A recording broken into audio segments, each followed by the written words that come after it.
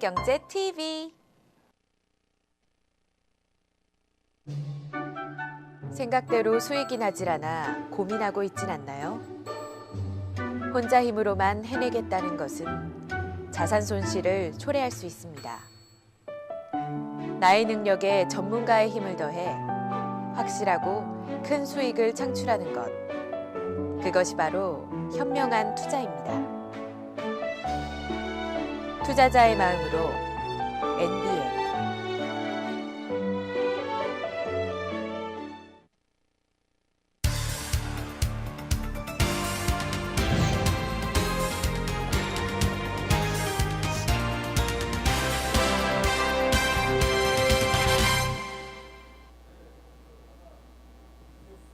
네, 여러분 안녕하세요. 리츠맵 대박 공략주 시간입니다. 요일마다 새로운 포트폴리오로 주식 전문가들이 투자 전략을 제시해드립니다.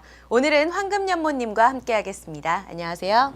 안녕하세요. 오늘 너무 아름다우신 스카프를 하고 나오셨는데요. 네. 네, 어떠세요? 오늘 장이랑 연관이 있나요?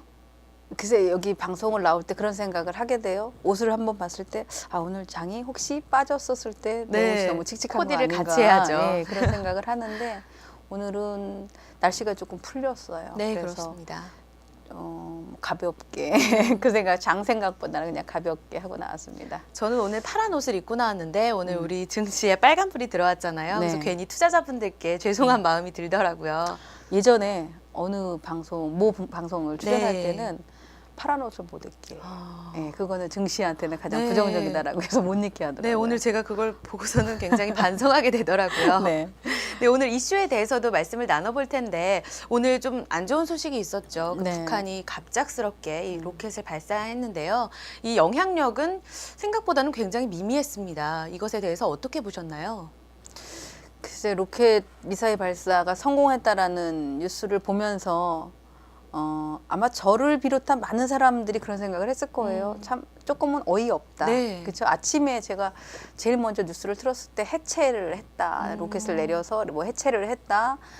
중국에 외압이 좀 있었던 것 같다. 이런 뉴스를 아침에 접했었거든요. 네. 근데 장 시작하고 얼마 안 있다가 그냥 장이 약간 주춤주춤 거렸는데 미사일 발사했다라는 뉴스가 나왔을 때 과연 우리나라의 정말 안보에 대한 거가 어디까지인가 저렇게 모르고 나중에 다 소식통을 통해서 들어왔었을 때 그런 걸 본다면은 좀 불만이 좀 많아질 수 있는 그렇죠. 그런 요소를 좀 가지고 있다라는 점이고요. 이제 과거에 우리 그 북한 리스크 컨트롤 리스크라고 할 수 있는데 이쪽 리스크 문제가 발생을 하면 시장이 굉장히 많이 요동을 쳤습니다. 네. 특히 이제 선물 시장이라고 볼 수 있는데 이 선물 시장의 세력들이 그 교활하잖아요. 예를 들어서 큰 악재가 아닌데도 불구하고 막 쏟아지게 만들고 네. 그리고 또 그 어떤 시세 차익을 얻고 나가는데 아마 제 생각에는 이번에 선물 세력들도 미처 준비를 못했다라는 생각을 합니다. 그러니까 금융시장에 어떤 불안감이 조성되지 않을까라고 해서 시장 조치도 좀 있었는데요.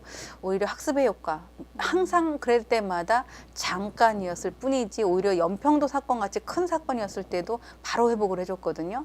그런 점을 본다면 시장의 펀더멘탈, 즉 그런 어떠한 일희일비하는 재료보다는 펀더멘탈이 더 강하게 들어왔다라는 점이고 또 수급의 주체가 개인이 아닌 외국인하고 기관 위주로 들어와졌기 네. 때문에 별로 시장 영향은 이제 크지 않았었고 오히려 종목들의 움직임을 보면서 조금은 웃을 수도 있고 또 희비가 엇갈리는구나라는 것들을 좀 살펴볼 수 맞습니다. 있습니다. 네. 그 종목이나 업종에 대해서는 이 장 마감 시황 후에 주요 포인트로 같이 짚어보도록 하겠습니다. 먼저 수요일 장 마감 시황 보고 저희는 다시 돌아오도록 하겠습니다. 12월 12일 장 마감 시황입니다. 오늘 양대 지수 모두 상승 마감했습니다. 오늘 코스피는 장중에 고가를 기록하면서 반등에 성공했는데요. 오늘의 종가가 고점을 나타내고 있습니다. 10포인트 이상 오른 1975 수준에서 마감됐습니다. 코스닥도 어제는 부진한 흐름이었는데요. 오늘은 0.7% 이상의 반등에 성공했습니다. 485.33 오늘의 종가입니다. 수급구도 보시겠습니다. 오늘 외국인들 2천억 원 이상의 매수 우위를 기록하면서 정리가 됐습니다. 장 막판에 더욱 확대가 됐습니다. 기관도 560억 원 가량의 사자세를 보였습니다. 주요 매수 주체는 국가 지자체로 국한됐습니다. 개인은 어제에 이어서 오늘도 홀로 매도 우위로 정리되고 있습니다. 시가총액 상위 기업들의 구체적인 마감 상황입니다. 오늘 삼성전자가 0.8%의 반등에 성공했습니다. 반면에 현대차와 함께 현대모비스, 기아차까지 오늘 자동차주가 하락했습니다. 특히 기아차가 1.7% 이상 가장 많이 내린 모습입니다. 이 밖에 LG화학과 삼성생명, SK하이닉스, 신한지주, 현대중공업 등은 모두 상승했습니다. 신한지주와 함께 현대중공업이 각각 2% 넘게 올랐고요. 이 밖에는 SK이노베이션 1%, S오일도 1%대로 정유주의 흐름도 상대적으로 강한 모습 보였습니다. 반면에 NHN은 2% 넘게 빠졌습니다. 뿐만 아니라 LG디스플레이는 어두운 전망이 제기되면서 5% 가까이의 급락을 보였습니다. 업종 상황 정리해 보겠습니다. 가장 많이 떨어진 업종은 의료정밀, 운수장비, 기계, 건설업종인데요. 이들을 제외한다면 대부분이 올랐습니다. 그러나 업종 하락률은 대체적으로 제한적이었습니다. 반면에 의약품, 증권, 운수창고, 비금속광물, 금융, 유통, 화학까지 오늘 많은 업종들이 상승세로 마감이 됐습니다. 마지막으로 외환시장 동향 보시겠습니다. 오늘 원달러 환율이 4거래일 연속 하락했습니다. 서울 외환시장은 전일 종가 대비 1원 90전이 하락한 1074원 80전에 개장했는데요. 미국 연준 추가 부양책에 대한 기대감이 작용한 것으로 환율은 하락 압력을 받았고 1073원 60전까지 하락했습니다. 그러나 당국에 대한 경계감이 작용하면서 추가 하락은 제한됐습니다. 오늘 오전에 발표됐던 북한의 로켓 발사 소식의 영향력은 미미했고 이후 1077원 50전을 고점으로 해서 계속해서 하락세를 보였습니다. 어제 종가 대비 1원 50전이 하락한 1074원 50전에 오늘 거래를 마쳤습니다. 이상 12월 12일 수요일 금융시장 동향이었습니다.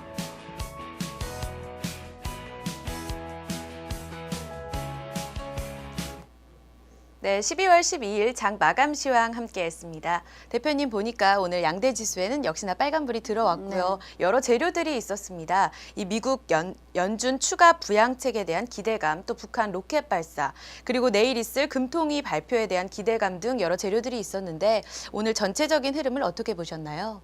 네, 일단은 미증시가 사실 그 기술적인 지표상 60일선에 이제 부딪혔었는데 60일선에 부딪히면서 탄력적인 흐름은 안 나왔었거든요.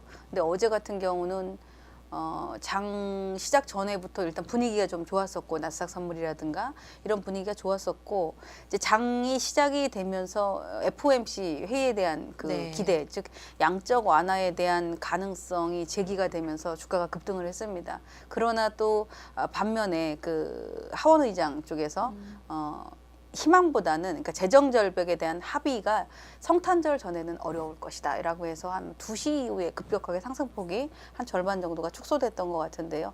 그래도 일단 시장에서는 기대감이 더 커졌던 시장이기 때문에 미증시 같은 경우도 윗골을 좀 달았지만 급등을 했다라는 점이고 또 그로 인해서 우리 증시도 출발이 이제 갭상승을 했습니다. 근데 갭상승을 하고 나서 이 미사일 발사가 있었고 과거 같으면 정말 뭔가가 큰 물량이 한번 나올 텐데 외국인들은 오히려 아랑곳 없이 선물 매수를 계속 해줬다라는 점이고 여기에 주식시장은 뭐 너는 싸라 나는 갈 길을 가겠다 이런 그런 흐름을 이제 볼 수 있을 정도로의 매수세의 영향력이 상당히 컸다라고 보여지는데요. 그런 점을 본다면 그러니까 우리 그 상승장에는 악재가 불거지지 않고 하락장에는 호재가 반영되지 않는다라는 얘기를 하잖아요. 분명하게 악재인데도 불구하고 시장에서 그 반영이 수치가 높지 않다라는 점은 시장에 들어와 있는 어떤 대기 매수세, 돈의 힘, 이 돈의 힘이 훨씬 더 크다라는 점이고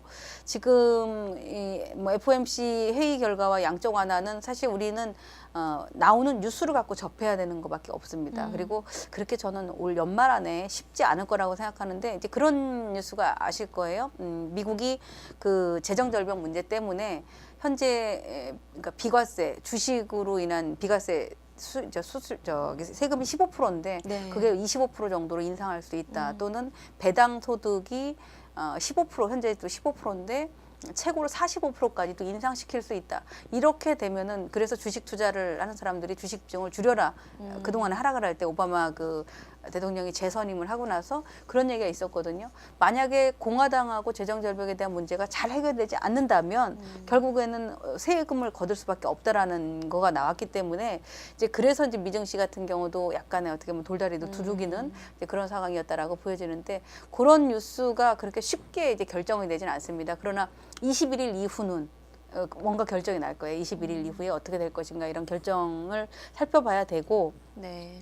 금통위가 뭐 연말에 금리 오르는 경우는 없죠. 그렇죠. 거의 동결로 갈 것이다. 동결로 가고 이번 내일에 이제 이 금통위보다는 쿼터풀 위칭데이 선물 옵션 만기일이잖아요. 네. 그럼 1년에 4번이 있는데 이 선물 옵션 만기라는 거는 코스피 지수하고 선물 지수하고 베이시스를 제로로 만드는 거거든요. 네. 그럼 올 1년 동안 들고 왔었던 물량들이 다 정산이 될 수도 있다고 봐야 됩니다. 그럼 이제 룰오버가 된다면 내년 3월을 룰오버를 하게 되는데 그러면 지금까지 끌어올려서 프로그램 매수로 끌어올렸었던 매수세와 또 이 쿼터풀 위칭데이에 외국인들의 선물 매수세가 과연 혹시 청산이 나올 수도 있다고도 볼 수 있지만 그러나 연말 배당 권리락 때문에 끌어올릴 수도 있다고 볼 수 있어요. 이제 그러니까 어떻게 갈 때까지 가보자 이런 심리가 될 수도 있기 때문에 지금 보면은 수급이 이제 그 뒤를 받쳐주는 게 아닌가 이런 것들을 좀 볼 수가 있고요. 네. 또 뭐 전체적인 어쨌든 시장에서는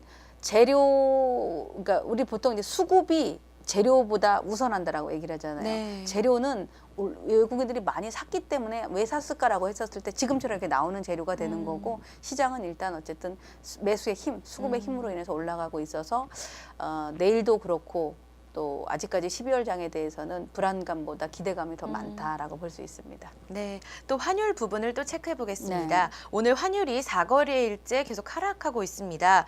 이번 주에는 그 심리적 지지선이었죠. 1,080원대를 하향 돌파하고 계속해서 이어가고 있는데 이 수출 관련 종목 굉장히 이제 좀 타격이 있었을 것으로 보이는데 이 부분 어땠나요? 지금 현재 환율에 대해서 지금 네. 뭐 환율을 그 얘기를 하죠. 환율이 이제 내년에는 1,020원까지도 갈 수 있다 이런 네. 얘기를 하게 되는데 사실 환율이 그 정도까지 가면 조금 심각하죠. 그렇게 되면 우리나라는 수출 기업인데 더군다나 그럼요. 수출 기업들이 거의 이제 70% 이상의 수출 기업이라고 봐야 되는데 환율의 하락은 결국 자동차 업종들 또 반도체, 전기전자 업종한테는 타격을 입을 수밖에 없습니다. 그러다 보면 일본하고 경쟁력이 떨어지기 때문에 우리 제품을 구매하는 요소가 적어지게 될 것이고 기업들은 수익성이 떨어지게 될 것이고 이렇게 되면 사실 정부에서 환율에 대한 어느 정도 방어를 안 해주면 안 된다고 보거든요. 네. 근데 지금 같은 경우 1,080원 아래에 있음으로써 오늘 대표적으로 현대차하고 네. 예, 현대차하고 IT 종목군들은 오히려 지수와 반대로 조정을 좀 많이, 받았습니다. 네. 물론 삼성전자가 의미 있는 150만 원대를 갔다 온 것도 중요하지만 자동차 관련주들이 주도주가 지금 되지 못하고 있구나라는 거를 오늘 이런 상황을 보면서 알 수 있었고 그게 이제 아무래도 이제 환율하고 연관성이 있기 때문에 지금 보면은 환율이 낮으면 내수 관련 종목은 좋죠. 네. 돈을 이제 수입품을 빌려왔었을 때 싸게 사오니까 좋은데 네네. 이렇게 수출 관련주들한테는 약간의 악영향이 있다라고 봤을 때 환율에 대한 추가적인 하락보다는 뭐 환율이 많이 올라가면 증시한테는 부정적인 영향이 될 수 있지만 일정하게는 좀 방어를 해주는 게 좋다라고 보여지는데 이제 제가 보는 그런 어떤 그 뭐 환율을 떠나서 그냥 네. 이 업종이라든가 주가로 봤을 때는 그렇게 어떤 그 강한 예전처럼 강한 그런 상승은 자동차 업종에서 조금 기대하는 게 어렵지 않나 이런 그 흐름을 좀 보고 있습니다. 네, 자동차주에 대해서 좀 눈여겨봐야 할 것 같습니다. 오늘의 투자 포인트 들어봤습니다. 네, 다음은 12월 둘째 주 포트폴리오를 보고 저희는 다시 투자 전략을 제시해드리도록 하겠습니다.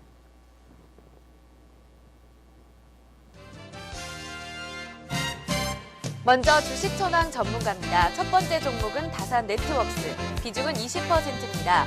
매수가는 4,500원, 목표가는 8,500원, 손절가는 4,300원을 제시하셨습니다.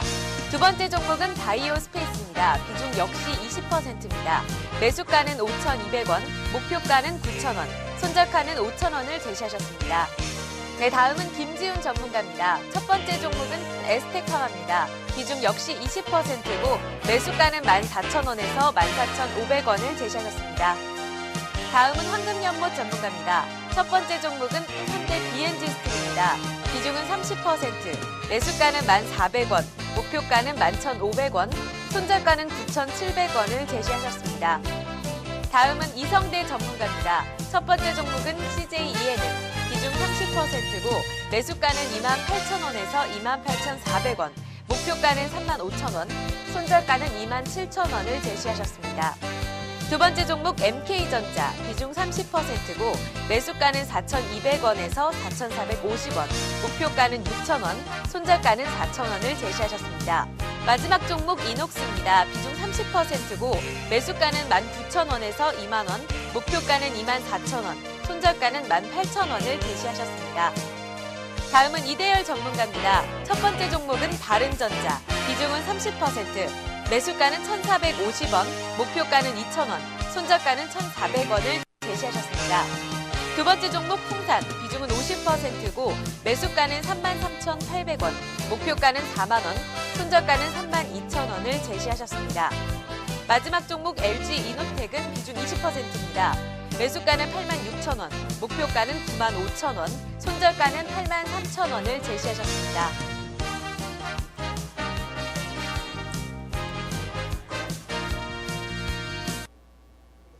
네, 금주의 포트폴리오 봤습니다. 우선 큰 변동이 있는데요. 이 우리 ETI, 액토즈 소프트, 아이컴포넌트 다 이제 좀 제외가 됐는데요. 네. 특별한 이유가 있었나요? 일단은 제가 네. 시장에 따르는 매매, 이게 단순한 어떤 포트폴리오보다는 내가 시황을 얘기를 해주고 시황하고 맞는 종목을 좀 해야 되는 게 맞았었는데 네. 그동안에 이제 거래소 시장이 워낙 어려웠었잖아요. 그러다 보니까 코스닥에다가 종목을 좀 했었고 그거를 좀 거래소 시장이 바뀌어갈 때 확 교체를 했어야 되는데 그냥 좀 더 끌고 갔었다라는 게 오히려 투자자분들한테는 그거를 보고 매매를 하신 분들한테 손해가 될 수도 있고 또 시장에 역행했다라고 반성을 좀 합니다.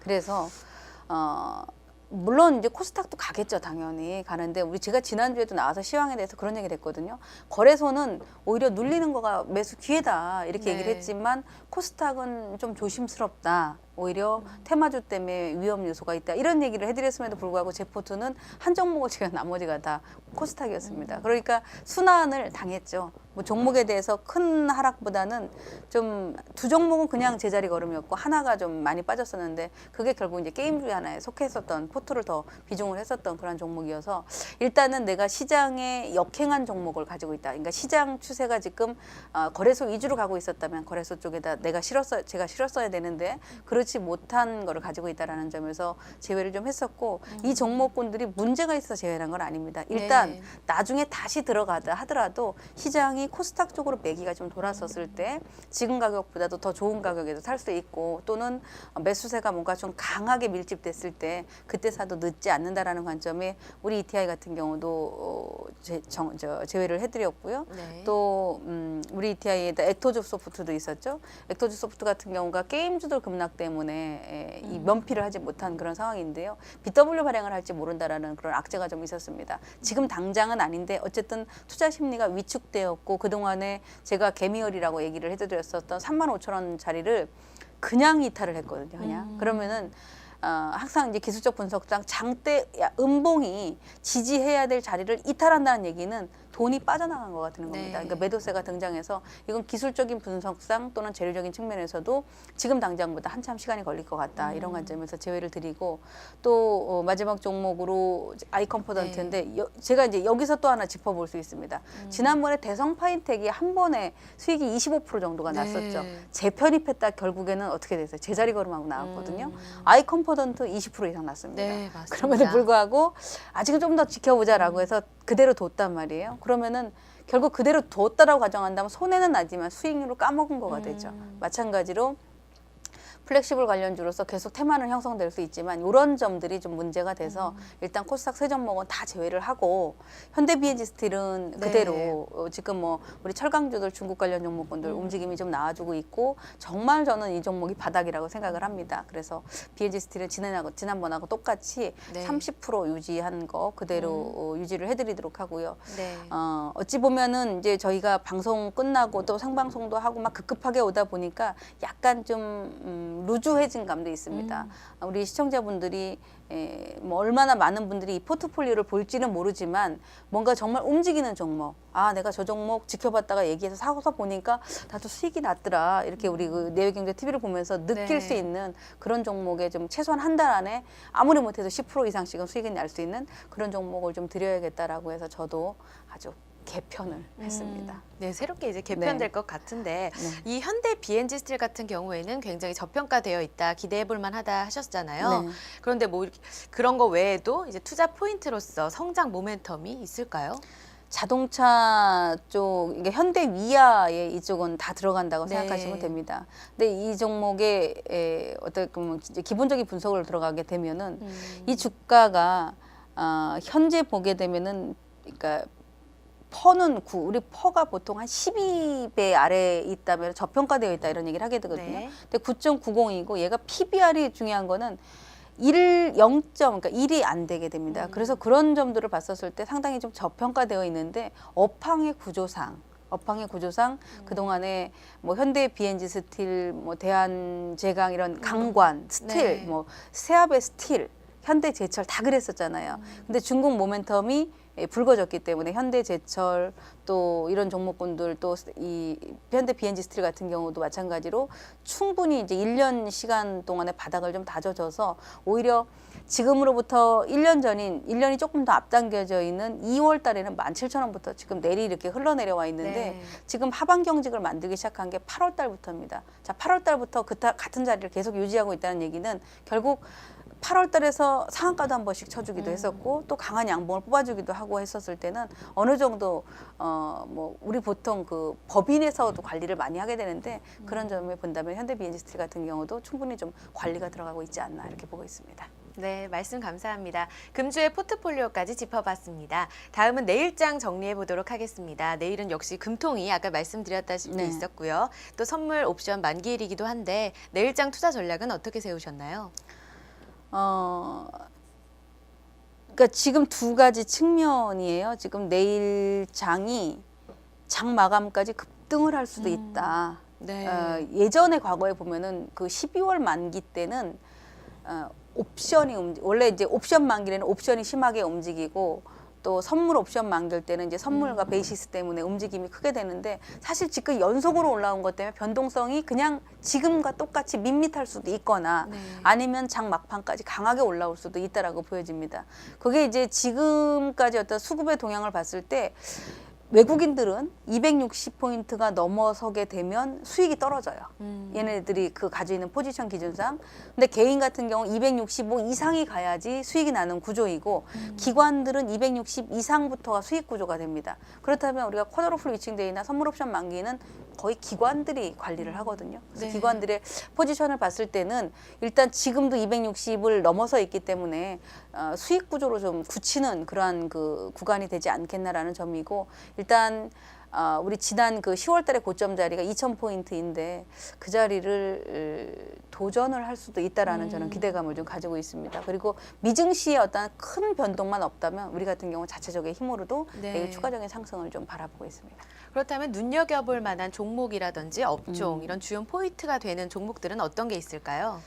지금까지 올라왔을 때의 종합지수가 이제 우리 이제 중장기적인 그 마지노선, 대세선의 중기 추세의 마지노선이다라는 거를 기술적 분석상 121선을 가지고 하게 되는데요. 사실 121선보다 먼저 앞서간 거는 전기전자 업종입니다. 네. 통신주라든가 전기전자 업종이 강했는데 나머지 뭐 화학, 철강, 뭐 건설, 증권 이런 종목군들은 다 낙폭 과대 종목이었어요. 그래서 네. 그들은 낙폭 과대에서 올라와서 이제부터 121선에 부딪혔기 때문에 계속 121선 부딪혔다가 내려왔다 이런 흐름들이 진행될 거다라고 보여지고 있고 그렇게 본다면은 거기서도 이제 순환매 좀 덜 움직였었던 업종 종목군들 지금 철강주도 굉장히 좋아지고 있는데요. 현대제철을 비롯한 철강주들도 봐야 되고 또 지금 보시면은 아마 통신주를 거의 안 보실 겁니다. 왜냐하면 시장이 좋을 땐 통신주를 안 보거든요. 네. 근데 지금 통신주가 통신 업종이 이렇게 되나요? 통신주 같은 경우 지금 흐름을 보게 되면 이제 배당에 대한 기대감들이 있잖아요. 그래서 네. 기대감들을 봤을 때 예전에는 통신주는 지수가 하락을 하면 간다, 경기 방어주다 이런 얘기를 하게 됐는데 최근에 이게 이제 통신 업종의 흐름인데 삼성전자 저리 가라로 이렇게 행보를 하고 있습니다. 네. KT나 SK텔레콤이 대표적이다라고 보여지는데요. 그런 종목군들의 배당 성향을 겨냥한 매수세가 좀 크게 들어오지 않겠냐 이런 것도 기대감을 가지고 있고 또 하나 이제 특징적인 게 증권 업종이 올해부터는 그 연말 결산으로 바뀌었습니다. 그동안에 3월 결산이었는데 연말 결산으로 바뀌어져서 증권주에 즉 지수가 다 움직여져서 기관들이 끌어올릴 수 있는 건 증권 업종이거든요. 그래서 증권주도 매기가 조금 더 확산이 되지 않을까 이렇게 좀 보고 있습니다. 네, 또 내일장이 또 기대가 됩니다. 네, 내일장 투자 전략까지 들어봤습니다. 황금연모님과 함께했습니다. 고맙습니다. 감사합니다. 네, 리츠맵과 내외경제TV가 함께하는 연말 이벤트가 진행 중입니다. 시청자 여러분들의 많은 관심과 참여 부탁드립니다. 저희는 연말 이벤트 보면서 인사드리도록 하겠습니다. 저는 내일 이성대 대표님과 함께하겠습니다. 고맙습니다.